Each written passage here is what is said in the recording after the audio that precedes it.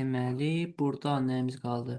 Bu məlumatları qeyd elədik. Bu olur və bizim sütun başlıqlarımız deyək də, onlara uyğun gəlir. Bu oldu nə istifadəçilər. Eyni vaxt bu məntiqi keçəcəyik, burada tətbiq eləyəcəyik. Həmin bizim book sheetimizə. Bunları bir dənə təmizləyirik. Kitabla bağlı olan məlumatlarımızı da sürətli şəkildə qeyd edək. Kitabın da yenə adətən adı olur. Sonra deməli kitabın adı var. Başqa nə olur? Deməli normal kitabın adı üstündə nədə yox, icraat yox, yox, tarix də olmur da. Qiyməti deyək məsələn birincisi. Price olur, bir də başqa nə olur? Yazıcısı. Hə, bax yazıcısı olur. İndi qoy hələlik buranı belə qeyd edəcəyik. O autor. Buranı autor. Sadəcə alt xətt qoyuram ki, fərqləndirmək üçün. Sadə sütun olmayacaq da bu. Qısa olaraq bir də qeyd yazsın. Məsələn, kitabla bağlı nəsə bir qeyd olacaq. Adı var, qiyməti var, qeydi var. Hələlik indi kontentin boş veririk də, ora bağlamırıq. Müəllifin də yenə adı. Və yaxud bu səfər hətta belə də izləyə bilərik. Full name deyə yazarıq. Həm bura adı gedər, həm də ki, nə deyir, soyadı. Sonra yaş falan lazım deyil. Burada bir dənə sadəcə book yazıram. Alt xətt qoyuram ki, nə olacaq? Məsələn, bax, bizim belə bir cədvəlimiz var da. Bu kitabımızdır, düzdür? Bu da müəllifdir, autor. Bu da bizim bu cədvəlimizdir. İndi ya cədvəlimizi bir bazı səliqəyə formada təsvir eləmək istəsək belə eləyək. Və buradan kolor olaraq okey. İndi bax, burada məlumatlarımız var, düzdür? Bax, bu kitabda autor deyə bir hissə qoyduq. Elə bir yanaşma izləməliyik ki, autorun burada məlumatlarının dəyişməsi, artırması, azaltması bu cədvəlimizə təsir eləməz. Biz normalda bunların hər birini bir dənə cədvələ yığsaydıq, onda hər səfərində, məsələn, adın dəyişəndə, nəyin dəyişəndə mütləqdir ki, bu cədvəlin üstündə işləyir. Bir cədvələ çox əməliyyat gedəcəkdir də. İndi bu kimi məlumatları ona görə ayırırıq ki, hər cədvəl özünə aid olan informasiyanı saxlasın. Bu bizə nə verir? Həm rahat belə deyək, datanı tapmağa, dəyişikliklər eləməyə, bir sözlə də bir üzərində əməliyyat aparmağa rahatçılıq verir. Həm də ki, datanın ayrılığı gələcəkdə bizim istifadə məqsədimizi də genişləndirir. Necə ki, məsələn, bu AI-lərlə bağlı datanın təmiz halda olmasından söhbət getmir. Orada da belə. Məsələn, müəlliflə bağlı nəsə statistik bir məlumatın lazımdır. Tamam, get müəllif, autor cədvəlinə get. Kitablardan mı spesifik istəyirsən? Get kitablar cədvəlindən işlə. Yəni bütün data ilə, çoxlu data üzərindən əməliyyat görüb nəyisə tapıb axtarmaq da zaman itkisidir. Onu nöqteyi nəzərdən ayırırıq. Okey, indi bax biz burada bir dənə məsəl üçün bu cədvəllər arası əlaqə deyirlər də, o anlayışdan istifadə edəcəyik. İndi sadəcə sözəl olaraq keçirik. Ondan sonra bizə geriyə bir dənə qalacaq nə? Bunların sadəcə generasiya eləmək. Necə ki, belə deyim də, proqram yazanda onun adətən algoritm qururlar. Ardıcıl şəkildə əməliyyatları yerinə yetirilməsi üçün belə deyim də, yolu elə bil çəkirsən ki, hə, mənim layihəm bu addımlardan keçəcək və yaxud bu task da ola bilər. Tapşırıq gəlib yenə eyni qaydanı. Birinci özü üçün məntiqin yazdın, başa düşdün hər şeyi. Hər şeyin önəmli qismi odur ki, bax, məsələni və yaxud problemi başa düşəsən. Başa düşəndən sonra yazmaq problem deyil. Adicə indi lap onsuz da belə deyim də, işimizdə AI toollarından çox istifadə edirik də. Orada önəmli olan nədir? AI toollarını istifadə etmək üçün sən məsələni anlaman lazımdır ki, doğru komandanı verəsən. Bax, burada elə bil sənin üçün texnologiyanın dəyişməsi problem olmur. Sən məsələni anlayıb qavrayırsan, düzgün əmri verirsən. Sadəcə burada nə dəyişir? Məsələn, proqramlaşma nöqteyi nəzərindən C# idi mi, düzdürmü? Fərz eləyək, sabah C# lazım olmadı, Java oldu. Sən öz mövqeyində qalanda bu sintaksisi öyrənməkdir və yaxud C#-ın yerinə Java-da qoymaqda problem olmur. Çünki ümumi məntiqi bilirsən, sintaksisi öyrənmək çox da zaman almayan bir şeydir. İndi bunları aradan götürsən, bunların yerinə yay toollar qoysan, yenə də eyni situasiya. Yəni sən elə bil dəyişmirsən, təkmilləşirsən və yaxud öz üzərində təbii ki, işləmək şərti ilə anlayırsan məsələni, problemləri və yaxud belə deyək də, müsbət mənfi cəhətləridirmi deyim, nədir, bu şeylər hər şey artıq beynində oturub. Sadəcə istifadə edən araçlar, belə tullar dəyişir. O da sənə heç bir problem yaratmır. Ha, okey.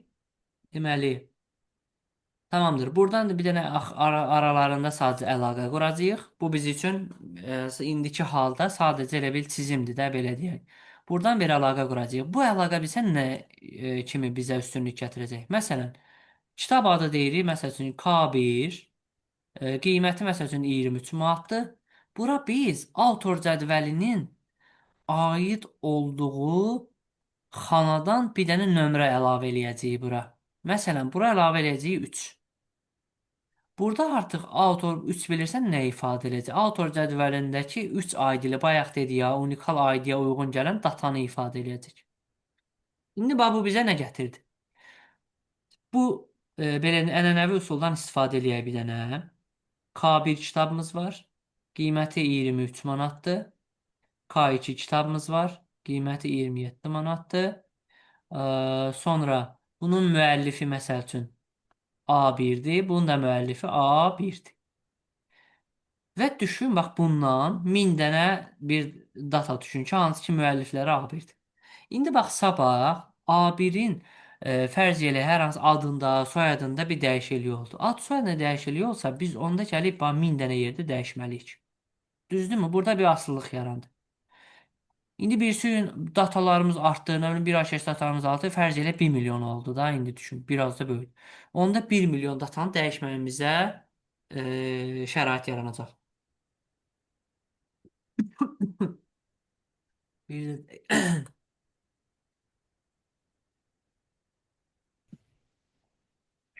okey, deməli dedik ki, bax, bu qədər yerdə 1 milyon dənə yerdə dəyişiklik eləmək. Dəyişiklik eləməkdə əslində belə deyək də, sadə halda biz üçün görünüş olaraq rahat görünə bilər, amma datanın dəyişməsi yəni də sadə və yaxud ucuz əməliyyat deyil də, müəyyən qədər resurs xərclənir bura.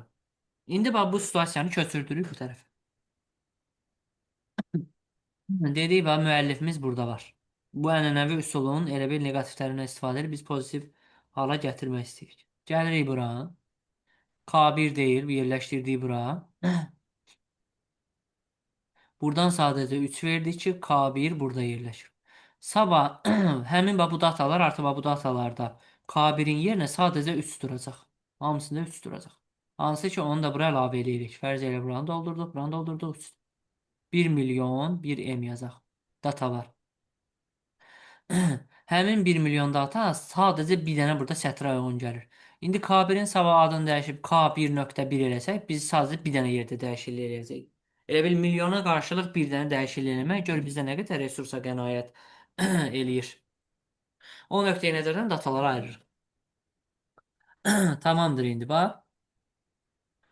Bu datalarımızı yazdığı bu formada. İndi məlumatlarla işləyəndə görəcəyik də SQL-imizin bizim sorğu dilimiz falan var. Onlarla işləyəndə bu əməliyyatları zaten həm kod tərəfindən, həm vizual tərəfindən eləyəcək. Sadəcə indi çizimlə bu bizə rahat olsun, yerinə otursun deyə deyəcək. Okey. Bu cədvəldən arasındakı əlaqə məntiqini belə deyək də sual olaraq verim. Anladıq mı? Burada nəsə ilkin olaraq, təbii ki, hər şey full yox. İlkin olaraq məqsədimizi anladıq mı?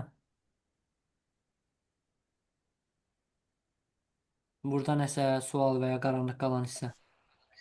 Xeyr, mənim hələ ki yoxdur. Hansı nəzər hissəsidir, belə Hə, deyək. nəzəriyyədir. Birinci nəzər olaraq anladıqsa, bunu buna görə də, ona görə də Bəli. bunları sonra hər birini. Problem yoxdur yəni belə. Okey, onda keçəcəyik artıq bu biri cədvələ. Gəl indi qaydaq var, bu həmin dediyimiz bağlama məsələsini belə eləyək. Şeyə görə burada nə qeyd? Okey, bu elə alt xətt qalsın, bizim bir anlayışımız olsun da. Yəni bilsin ki, burada həmin bax şeylər yerləşəcək, datalar yerləşəcək. Autorda da autorda biraz fərqli. Gəl bunu alt xətt eləməyək. Bunu əslində yox, bu heç lazım deyil. Bax. Əlaqənin bir növ olsa bəs. Bircə dəqiqə full name autorun sonra nə olur? Müəllif oldu. Adı, soyadı.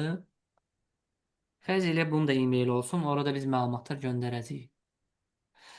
Okey, bir dənə bir şey yaddan çıxarmışıq. Bax, dedik ya, istifadəçi sistemə daxil olmağını istəyiriksə, nə ilə daxil olacaq? E-maili yazdı.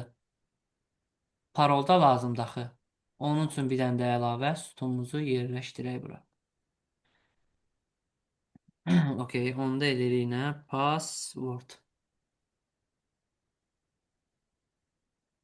Tamam.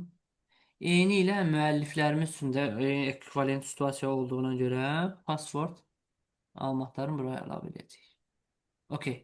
Bu getdi. Sonra indi bax ortaya gəlir artıq bookla author arasında əlaqənin bənzərinin bir balaca belə deyək, bir tık elə bil bir leveldə üst qaldıracağıq. Deməli burada nə edirik? Userin favorite. Bax bizim əlimizdə istifadəçi məlumatı da var. Bu niyə keçmədi? Və book məlumatı da var. Bunlar əslində birbaşa olaraq bir-birini asılı deyil. Amma book autordan asılıdır. Çünki hər bir kitabın müəllifi olmaq məcburiyyətindədir. Amma hər istifadəçinin bəyəniləsi olan kitabı olmalıdır deyə bir anlayış yoxdur. Ola bilər heç nə bəyənməyib. Bunlar ona görə birbaşa asılıdır. Bu həmin deyəcəyimiz situasiya isə birbaşa asılı deyil də. Yəni istəyə bağlı asılılıqdır belə deyək. Könüllü asılılıq. Bu kimi könüllü asılılıq da belə eləyirik. Zaten həmçinin də belə deyək. Könüllü asılı olması üçün hər iki cədvəlimizin və yaxud hər iki məlumatımızın olması lazımdır. Bu bizdə də hər iki məlumatımız var. Userdə var, bookda var. İndi bax bura ənənəvi üsulda nə edəcəkdik? Biz belə eləyəcəkdik. İstifadəçinin məsəl üçün adı, soyadı, kitab və bəyəndiyi tarix fərz eləyək. Bəyəndiyi tarix. Kitabında bu arada tək adı yox da. İndi adı olacaqdı, qiyməti var idi, sonra müəllif var idi və s. Burada da yenə bax belə bir situasiya olanda hər hansısa bir yerdə dəyişiklik eləməsi yenə eyni nöqteyi nəzərdən problemə gətirib çıxaracaq. Biz zaten indiyə qədər bookla autoru ayırmışıq. İstifadəçimiz də müstəqil şəkildə fəaliyyət göstərir. Bu asılılıqdan istifadə edib, əgər bookla useri əlaqələndirsək, qovuşdursaq, avtomatik olaraq bunun üstündən digər addımları irəlidə bilirik. Məsəl üçün, istifadəçidən kitaba gələ bilirik və buradan da müəllifə gələ bilirik. Məsələn, burada bir dənə sual ola bilər ki, belə bir sistemimizdə belə bir şey lazımdır ki, Əliyev, Əli adında olan istifadəçinin bəyəndiyi kitabların müəlliflərin gətirib gətirək müəlliflərin. İndi bax biz burada userlə book arasında bir əlaqə yaratmışıq və bookla da autor əlaqəsində əlaqə var. Həmin bu əlaqə zincirindən istifadə edib bunları artıq rahat şəkildə tapıb gətirəcəyik. İndi bax buradakı asılılıqlar necə eləyəcəyik? Gəl ona baxaq. Dedik ki, bunlar əslində birbaş bir-birindən asılı deyil. Ona görə bir-birindən asılı deyilsə, ortaya biz yeni bir dənə pivot table və yaxud bax, həmin bu adda bir dənə əlavə table gətirir. User favorite book. Baş hərflərini yazıram. User favorite book. İndi bax, bizə nə lazımdır? İstifadəçinin və yaxud userin belə deyək, bəyəndiyi kitablar. Biz bura istifadəçi məlumatını bağlasaq və book məlumatını bağlasaq, bizdə artıq məsələ çözülmüş olur. Bir dənə də burada bəyəndiyi tarix də qoysaq, tarix. Всё, oldu işimiz tamam. Necə oldu tamam? İndi fərz eləyə bax, book cədvəlimizə gəlirik. Belə eləyək və belə eləyək. Deməli, book 1, book 2 var. Bayaq dediyimiz ID məsələsini gətirək bura. 1, 2 və 3 deyək, book 3 var. Qalan məlumatlarını bağlamıram da. İndi buradan da autora falan bağlanır. O hissəni zaten izah elədikdə nə keçmək istəyirəm üstündən. Bu hərfi book. Sonra bizim bir dənə userimiz var. Userimizin də yenə nəyi var? ID'si 1 var, 2 var. User 1, user 2. Digər məlumatlarında öz yerində də, yəni adıdır, soyadıdır, nədirsə bunları ifadə eləmirəm ki, sırf olaraq user deyirəm. İndi mən buradan bir məlumatın istifadəçidən bura əlavə eləsəm, bir məlumatını da buradan bura əlavə eləsəm, sonra yenə bir məlumatın növbəti xanaya bir əlavə eləsəm, növbətiyə 2 əlavə eləsəm. Bax, bu məlumat bura bağlı, bu məlumat da bura bağlı. Biz buradan yola çıxaraq və tarixlər də öz yerində də, təbii ki, tarixlərdə fərziyyə əlavə eləmişik. Buradan yola çıxaraq bizə lazım olan məlumatları tap gətirəcəyik. Hansı istifadəçi? Hansı istifadəsi 1-dir? 1-dən gedib user cədvəlinə gedirik. İstifadəsi məlumatlarını getiririk. Bir nömrəli kitab hansıdır? Gəlirik bura. Buradan kitab məlumatı getiririk. Burada da bizim tarix məlumatımız. Buradan da növbəti leveli düşünsək, artıq autora da gedib çıxırıq. Artıq bizim sistemimiz oldu, tamam. Bu hissə ilə bağlı bəs nəsə qaranlıq və ya çətin qalan hissə oldu mu? Xeyr müəllim. Okey. Əlaqələri bildik aralarında. Bəli. Okey, tamam. Onda işarələməmizə qayıtsaq, bizim üçün burada nə olacaq? Deməli, user alt xətt, book alt xətt qoyuruq onun adını və buradan da gəlirik, sadəcə date'imizi qoyuruq. Artıq bu table'dan istifadə edib tapacağıq ki, istifadəçilərimiz bizim nəyi bəyənir, nəyi bəyənmir. Əla. Bu vizual tərəf hazır. İndi məsəl üçün nümunəvi olaraq fərz elə bir dənə datamızı yazaq bura. Hə, bu arada nömrələnmə və bu hissədə vardı, yəni Excel-də ha. Excel-də avtomatik şəkildə nömrələnmə var da qarşısında. Ona görə həmin bayaq dediyimiz rəqəmləri açıq şəkildə yazmayacağam. Şey eləyəcəyik. Nədir? Şeyə keçəndə, verilənlər bazasına artıq keçəndə orada yazacağıq. Həmin sütunda zaten ID sütun demişdik ki, o adla da elə davam eləyəcək. Bəzi məlumatlar. Məsəl üçün gəl Əli, nə bilim, Asif, Sənan. Bizə də nəsə böyük yazılırsa, ha. Sənan yazaq, burada olsun Əliyev. Maillərin biraz sadə yazaq, çox zamanımız yetməsin. M1 at məsələn gmail.com. Bunu belə eləyək. Üçünü də belə yazaq. Şey olmaz. Ayda maili artıq avtomatik bulasır. Okey. Bunu M2 eləyək.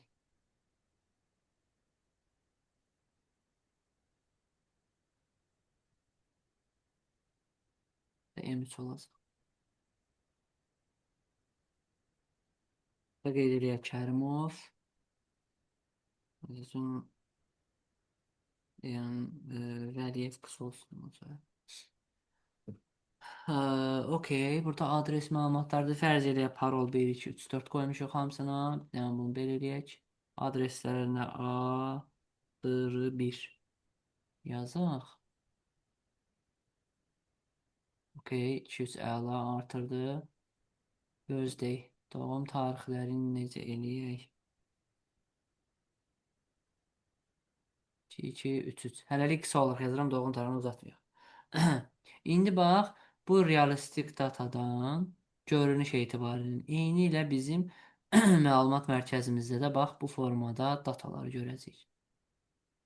Artıq bax, burada strukturlaşdırılmışdır. Ad sütunu var, soyad var, e-mail var. Məsələn, 3 nömrəli istifadəsinin gedib məlumatlarını gətirmək istəyəndə gedib biz müraciət edəcəyik bura. İndi bax, ümumi layihədə məsələn, layihəmiz necə görünür? Fərz eləyək, yığanda da web application-dan söhbət edir. Və yaxud mobil, web fərqi yoxdur. Əslində ekvivalent olaraq hamısı prototip etibarından eyni prototipləşdirə bilərik.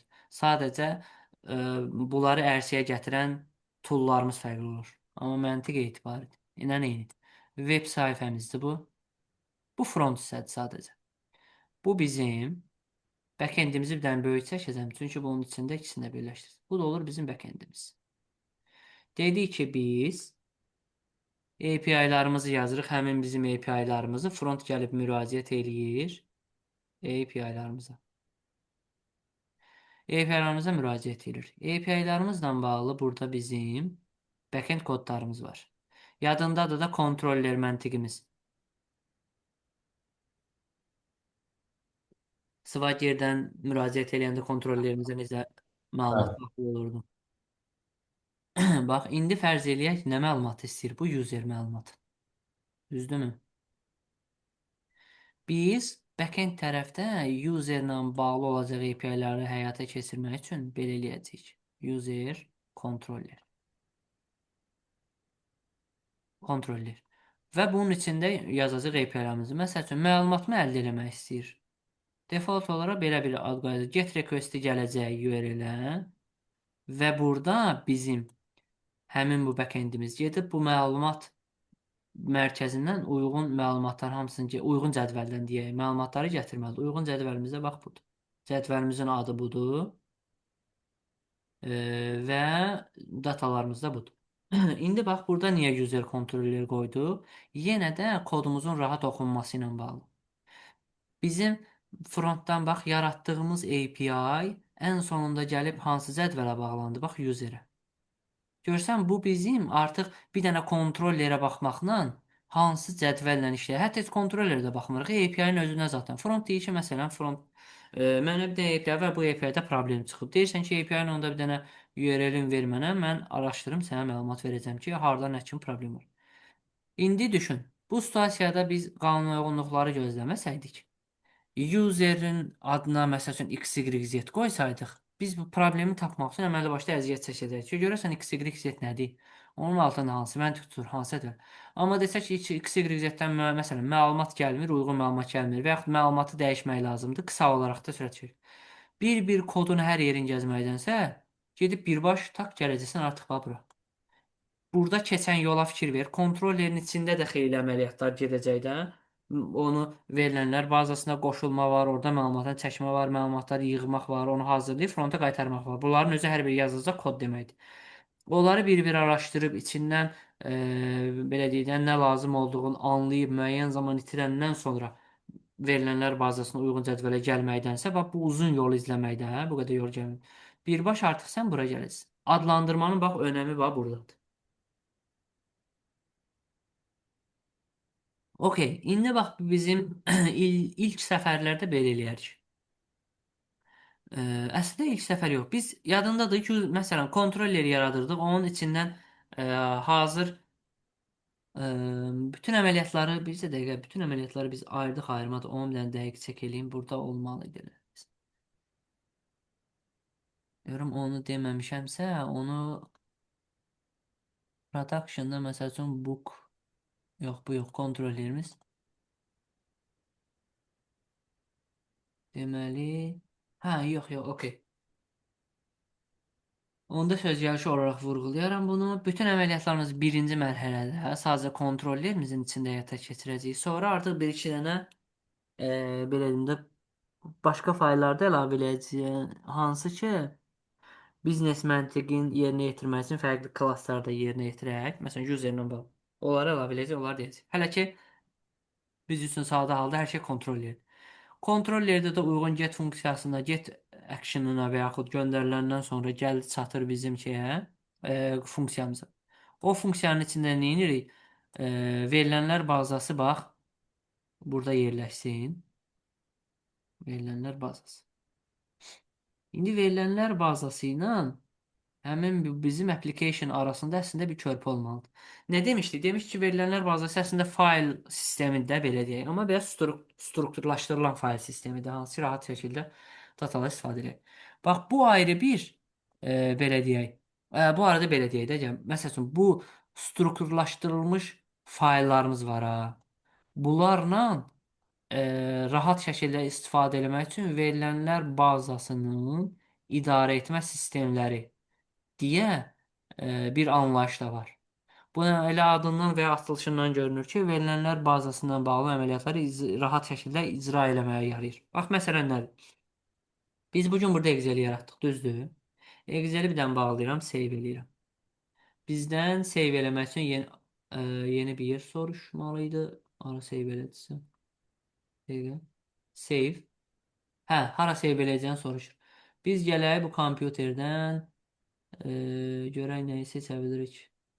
Hə, browse eləyək elə. Gəl bir dənə uyğun yerə gələk. Dokumentlərimizdə görək boşluqdurmu? Hə. Gəl belə eləyək. Lesson Excel deyək hələlik. Bura atacağıq. Amma bunun adı olsun. Book Manager System Table Design.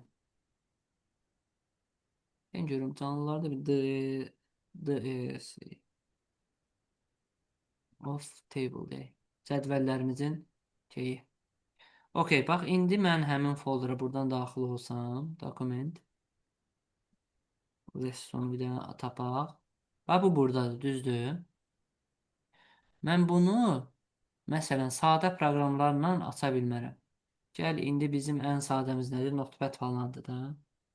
Bax bununla açmağa çalışaq. Görək biz, bu bir ekrandasın. Buna fikir ver. Bizim bax burada gördüyümüz dataya bax, buna bax.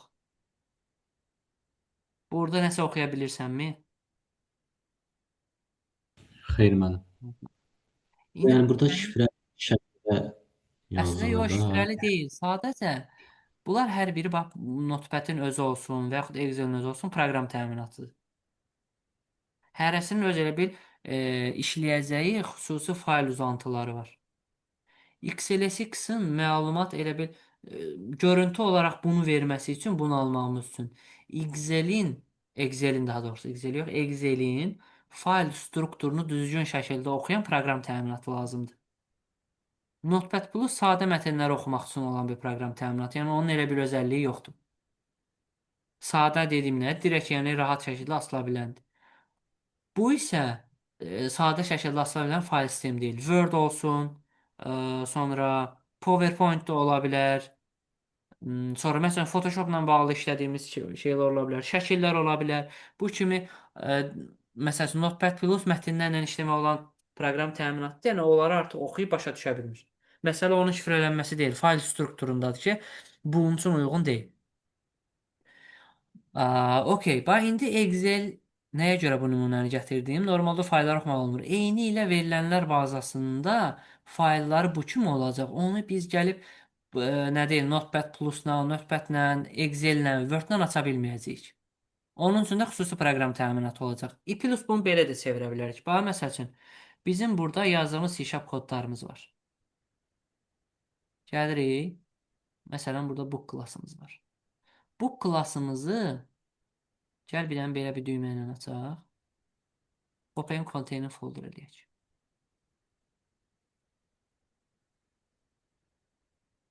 Bax bu klassımız sadə fayldır. Biz bunu bax belə vuranda artıq gördün rahat şəkildə açdı kodlarımızı. Çünki bu düz fayldır. Xüsusi bir fayl strukturu yoxdur. Ona görə bax Notepad Plus bunu rahat şəkildə aça bilir, görə bilir. Həmçində də eyni qayda ilə də dəyişikliyimizi də buradan həyata keçirə bilərik. Məsələn burada nə bilim adın arxasına 204 yazmaq istəyirsə yazıb save eləyə bilirik. Bu problem deyil bizim üçün.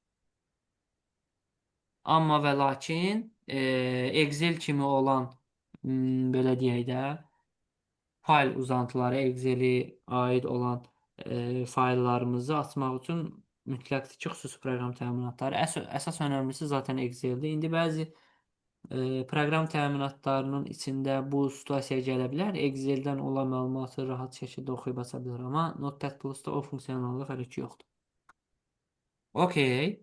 İndi bu nəyə gətirir, demə? Verilənlər bazasını idarə etmə sistemində. Həmin bayaq dediyimiz kimi bizim bu qeyd elədiyimiz cədvəllərdə verilənlər bazasında yerləşəcək. Bir dəqiqə hara getdi o? Excel-imizi açaq. Deməli burada bizim həmin bu strukturlar, bunlar hər biri müstəqil şəkildə verilənlər bazasında yerləşəcək. Biz ondan işləmək üçün verilənlər bazasını idarə etmə sistemlərinə uyğun proqram təminatlarla işləyəcəyik. Ekvivalent olaraq həmin o Excel-lə birəbir eyni funksiyanı yerinə yetirəcək. Şey olaraq, yəni ekvivalentlik baxımından. Bu o demək deyil ki, yəni o da Excel faylını açıb oxudacaq. O da həmin Excel situasiyasında olacaq data vizualizasiyası təmin eləyəcək. Lakin həm Excel-in funksionallığından biraz fərqlənəcək. Həmçinin də Excel bundan fərqləndiyi kimi. Həmçinin də fərqli fayl strukturunda olacaq, amma bizə göstərəcəyi vizual görüntü bax həmin bu Excel-ə oxşayacaq. Həmin verilənlər bazanın idarə etməsində və bunu təmin eləyir. Bizim üçün rahat interfeys yaradır. Bu kimi cədvəllərlə işləyək. Həm belə bir interfeysdən, həm də kod məntiqi ilə. Bu kod məntiqi dediyim də nədir? Eyni ilə bunu da köçürə bilərik nəyə? Git-lə bağlı danışdığımız əməliyyatlarda. Gitlə bağlı dedik biz birinci Git puldu, puşdu və digər əməliyyatlardır. Bunları öyrəndik konsolda və yaxud terminal pəncərəsində. Və buna bənzər də biz cədvəlləri məsəl üçün yaratmaqdır, onlar arasında əlaqədir, məlumat əlavə eləməkdir, silməkdir. Bu kimi əməliyyatları verilənlər bazasını idarə etmə sisteminin təmin elədiyi bir pəncərədən yerinə yetirə bilirik. Həmin o kodlar bizim belə deyim də bunlarla işləmək üçün olan kodlarımızdır. Yaratmaqdır, modifikasiya və s. və ilə. Oradakı da əslində bu arada nəyə oxşayacaq? Bizim proqram təminatında yazdığımız proqramlaşma dilinin ekvivalenti, sintaksisi olacaq. Yəni orada istədiyimiz bir əməliyyatı sözlə və yaxud tekstlə vermirik də. Məsəl üçün cədvəl yarat, məlumat əlavə elə. Onun da özünün bir qanuna uyğunluğu var. Onu da menecə eləmək üçün SQL-dən istifadə olunur. SQL abbreviationdur bu arada. Bilməm, ümumiyyətlə SQL-dən məlumatlısan, belə soruşum. Bəli, müəllim. Table yaradırdı orada. Aha. Create table filan. Aşağı məlumatsansa super. Elə Eyni həmin bax əməliyyat. dediyimiz bu formada olan cədvəlləri də yəqin ki görmüsən. Bəli, bəli, Yaratmaq müəllim. falan yadındadır. Bəli, bəli, müəllim. Create table-la başlayırdıq da orada. Ay sağ ol. Bax, Sonra oradan Crit table dedim, görürsən yadda yaxşı qalıbdı. Adlandırmanın bax önəmidir. Crit sözünün birəbir tərcüməsi yaratmaq demək. Crit table, table yarat. Bu situasiyanı, bax, bunları gözləmək bizə yenə də üstünlük verir. Və cədvəllərin yaranmasıdır, sonra məlumatın əlavə olunması, silinməsidir və s. Yaradandan sonra belə deyək də, cədvəllərlə məlumat mübadiləsi üçün olan situasiyalarımız var. Məlumatın əldə olunması, silinməsidir, dəyişilməsidir və yeni məlumatın ora əlavə olunması. Əlavə olunma, silinmə, dəyişmə, bir də məlumatların gətirilməsi. Hər bir əməliyyatı yerinə yetirmək üçün də biz həmin verilənlər bazasını idarə etmə sistemində bu əmrləri yerinə yetirə bilirik. Elə bil onlar da öz proqram təminatlarında, daxillərində implementasiya eləyiblər ki, biz SQL kodların belə deyək də anlayacağıq, başa düşəcəyik. İPLUS orada yazılan əmrlərin icrası üçün də bizim şəraitimiz olacaq. Yəni orada yazdığımız əmrləri icra etmək üçün verilən bazanı idarə etmə sistemi proqramından istifadə edə bilirik. İndi burada bir dənə sual oluna bilər ki, verilənlər bazanı idarə etmə sistemi ilə mi biz kommunikasiya eləyəcəyik bunu yoxsa yox? Təbii ki, yox. O sadəcə bir proqramdır. Bax, bizim verilənlər bazamız bax budur. Rəngini dəyişək. Bu yox. Deməli, bax, məsələn, bununla. Bizim verilənlər bazamız bax budur. Buna verilənlər bazı sistemimizə kənardan qoşulur. Eyni ilə o qoşulmanı birəbir bizim belə də C#-da yazdığımız kodlarla da eləyəcəyik. C#-da yazdığımız kodların məqsədi odur ki, sırf buradan məlumatları çəkib əməliyyat eləsin. Amma bunun məqsədi odur ki, vizualizasiya eləsin, rahat şəkildə nə bilim diaqramlarla göstərə bilsin, cədvəllərə nədir, sütunların sırf elə bil bunun işi cədvəllərlə işləməyə fokuslanan bir proqram təminatıdır. Amma bizim proqramlaşma dil tərəfindən C#-da istifadə etdiyimiz əməliyyatlar isə məlumatı çalışıb oradan götürüb, onun üzərində əməliyyatlar yerinə yetirib bir yerə aparmaq və hesablama eləməkdir və yaxud yeni gələn front tərəfinə göndərilən məlumatları bura ötürməkdir ki, burada qalsın. Bil buna göndərir ki, verilənlər bazasını götürüb bu məlumatı saxla. Təbii ki, məlumatı saxla deyəndə də uyğun əmrləri vermək lazımdır. Məsələn, hansı cədvələ gedəcəyini bildirmək lazımdır, hansı datalar gedəcək onları bildirmək lazımdır və s. və ilə axır. Okay. İndi bax, biz dedik verilənlər bazasını idarə etmə sistemi. Bu əslində kompakt şəkil, bəzən kompakt, bəzən də ayrı şəkildə yerinə belə deyək də həyata keçirilə bilər.